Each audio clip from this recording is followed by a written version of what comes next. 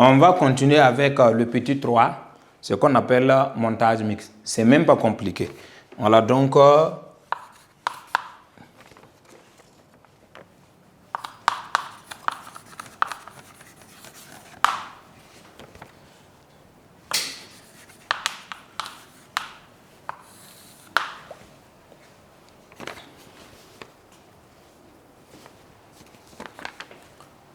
voilà, donc au niveau de petit 3, voilà, donc on va évoquer les mêmes lois avant de proposer un montage. Par rapport à ce montage-là, on va essayer maintenant de voir avec ce montage quelles sont les formules qu'on peut énumérer par rapport à ça. Voilà, donc généralement les formules-là, il ne faut pas bosser par cœur parce que les formules là, dépendent du montage. Voilà, donc je vous invite à suivre. Maintenant, concernant le petit 3, quelles sont les différentes règles qu'on peut énumérer concernant le montage mixte? Ce sont les 4. Voilà, donc on a parlé de montage en série. Il y a une loi là-bas. Montage en dérivation. Il y a 2 lois. Montage en mesure d'intensité. Il y a 2 lois. Mesure de tension. Il y a 2 lois. Donc ça veut dire que dans un montage mixte, on peut retrouver les 4 là-dedans. Voilà, donc il faut. Donc ce qu'on peut retenir ici, c'est en petit tiret, il y a ce qu'on appelle l'unicité. Voilà, on va vous expliquer de l'intensité et l'additivité des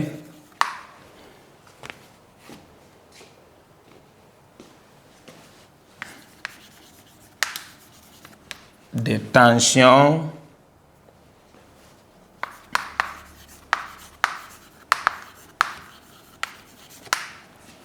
s'applique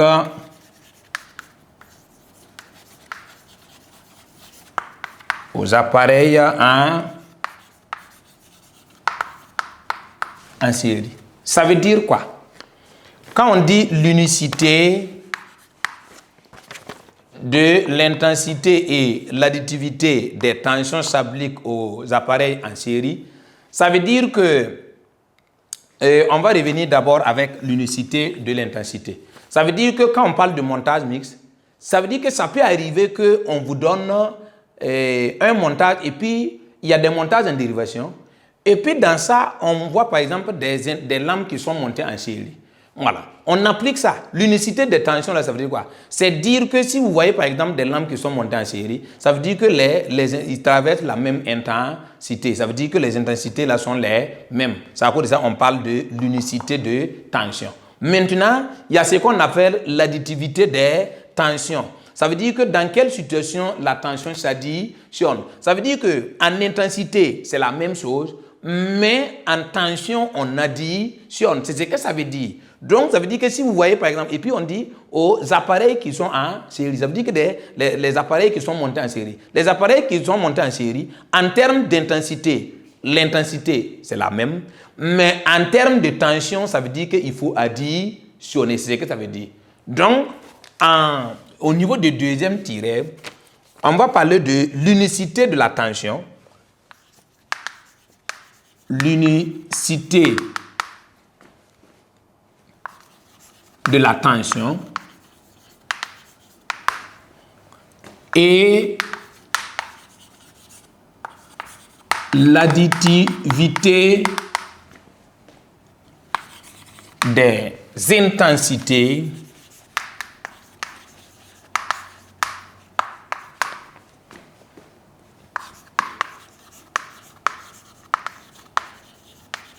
s'applique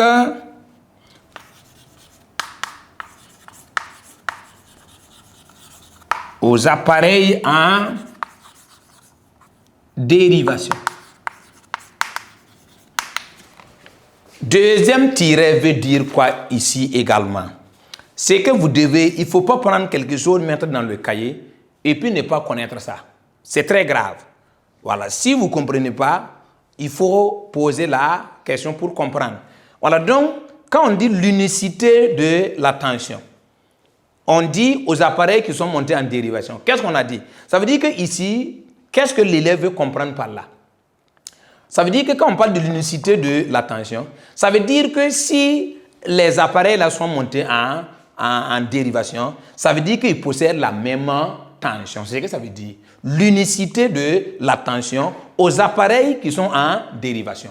Donc, ça veut dire que dans le montage, puisqu'on parle de montage mixte, dans le montage mixte, là, on peut retrouver des appareils qui sont montés en dérivation. Si dans le montage, vous voyez des appareils qui sont montés en dérivation, ça veut dire que les tensions là sont les mêmes. C'est ce que ça veut dire. Maintenant, l'additivité des intensités. Ça veut dire que toujours dans les cas des appareils qui sont montés en dérivation, si les appareils là sont montés en dérivation, ça veut dire que pour pouvoir déterminer les intensités, on additionne. C'est ce que ça veut dire. Voilà, donc l'unicité des tensions, dans le cas où les appareils sont montés en dérivation, c'est la même chose. Maintenant, si les appareils là sont montés en dérivation, en termes d'intensité, on additionne. C'est ce que ça veut dire. Donc, dans le montage mixte, on applique les deux en même temps. L'unicité des intensités dans le cas où les lampes là sont montées en série, voici. Maintenant, l'additivité dans le cas où les lampes là sont montées en série, on additionne. Voilà, en termes de tension. Voilà, ne mélange, il ne faut pas mélanger. Voilà, si vous maîtrisez ça, ça veut dire que c'est fini. Maintenant, on va proposer maintenant un montage mixte pour que vous puissiez voir. À l'examen, on peut proposer par exemple un montage et puis on demande juste de donner le nom de ce montage. Voilà. Donc, c'est déjà quelque chose. Si tu ne connais même pas le nom, ça veut dire que les calculs, là, ça va être difficile pour toi. Donc, ici, on te demande, on te propose par exemple un montage mixte et puis on dit, donnez le nom de ce montage, il faut dire seulement que c'est un montage mixte. Ça veut dire que c'est par rapport à là maintenant que les différentes formules maintenant peuvent t'aider. Maintenant, si tu ne connais même pas le nom du montage, ça va être difficile maintenant pour pouvoir dénumérer ces deux cas-là. Voilà, donc pour ça, je vais proposer un montage mixte pour que vous puissiez voir. Voilà, donc ici, soit le montage suivant.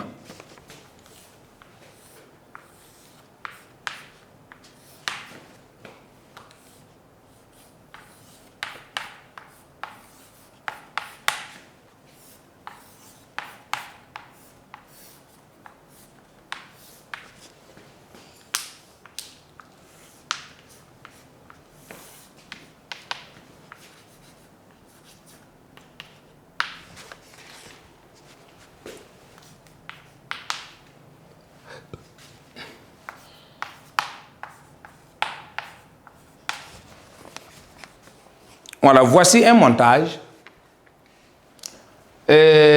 Ici, il faut comprendre, il y a ce qu'on appelle une branche principale et des branches dérivées. Voilà, donc ça veut dire que la branche principale, c'est quoi? C'est la branche là où se trouve le générateur.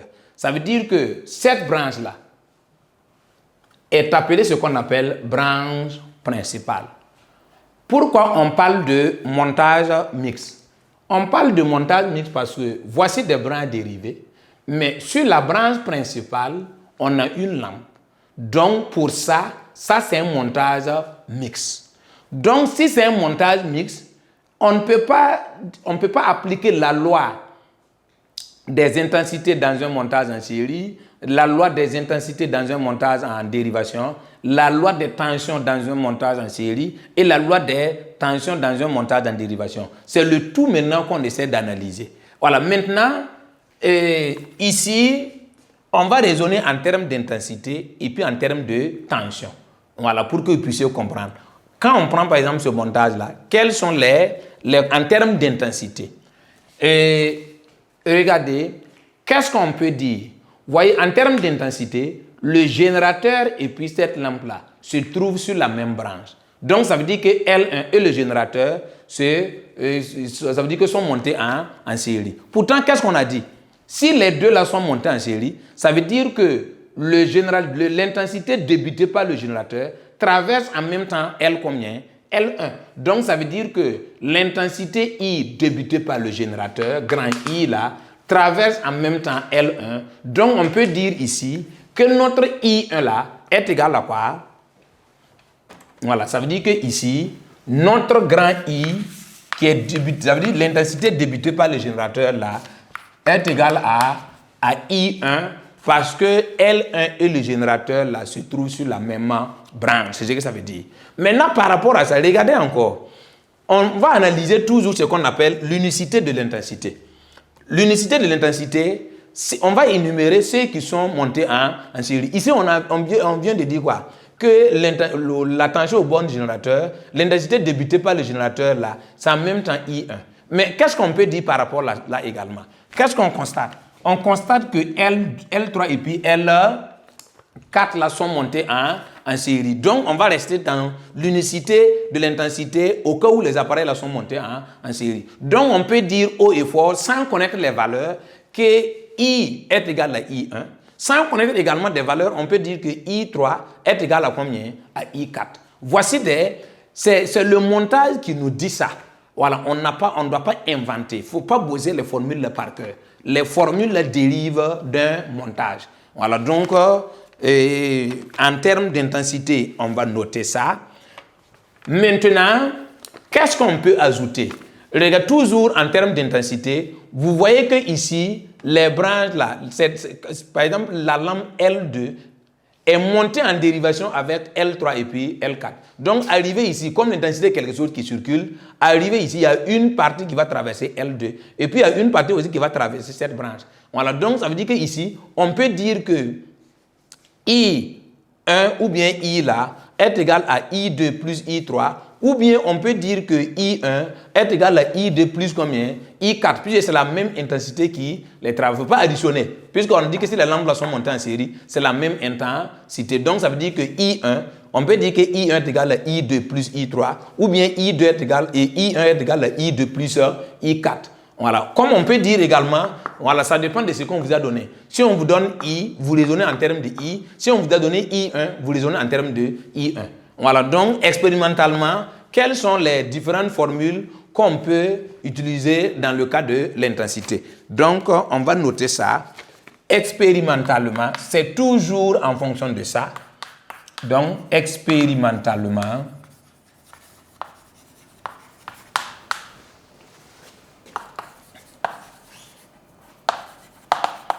on arrive au résultat suivant. Donc ici, qu'est-ce qu'on peut dire? On peut dire que I égale à quel I? À I1. Ça veut dire que ce sont des formules que normalement on doit pouvoir retenir sans problème. I égale à I1. Pourquoi? Parce que le générateur et la lampe là se trouvent sur la même branche. L'intensité débutée par le générateur là, c'est la même intensité maintenant qui va traverser L1. C'est tellement simple. Maintenant, arrivé ici, qu'est-ce qu'on constate? On constate que L3 et puis L4 sont montés en série. Se trouvent sur la même branche. C'est bien vrai que c'est une branche dérivée, mais sur cette branche là, ils sont montés en série. Donc, ça veut dire, qu'est-ce qu'on peut dire encore? On peut dire également que I3 égale à I. Voici.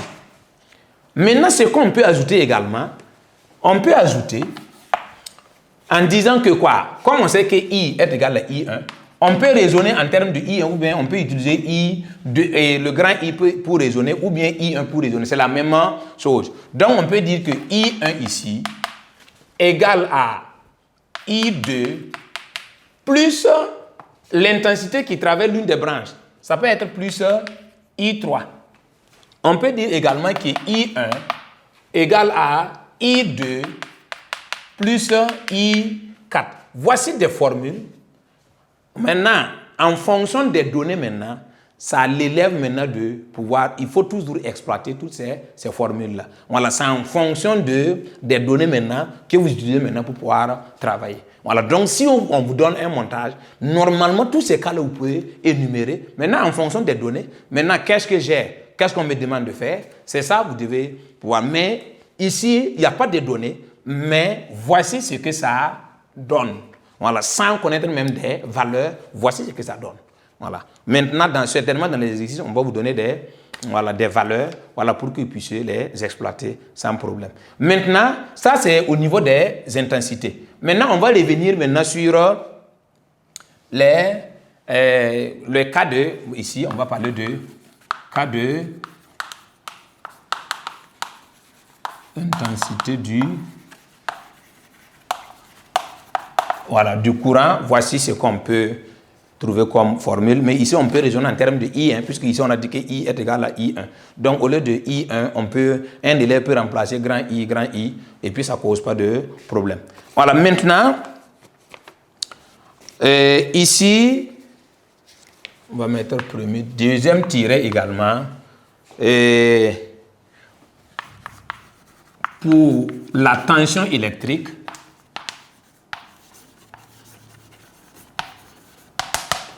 voilà.